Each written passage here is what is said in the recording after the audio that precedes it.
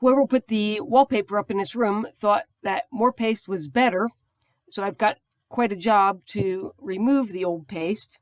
The white color is where the paste has been removed from the plaster, and the yellow color is a thick layer of paste. It's common advice to recommend vinegar and water to remove wallpaper paste.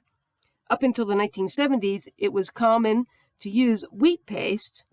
If the vintage of the wallpaper isn't from that era, just use plain warm or hot water to remove the old paste. If that is not effective, you can try using some of the chemical removers available. They might work on your paste. If you need some tips on removing wallpaper, I have a video for that. There's a link to it in the box below this video. Wet the wall down with warm or hot water, let it soak a little, and then scrub it down with a Scotch-Brite pad.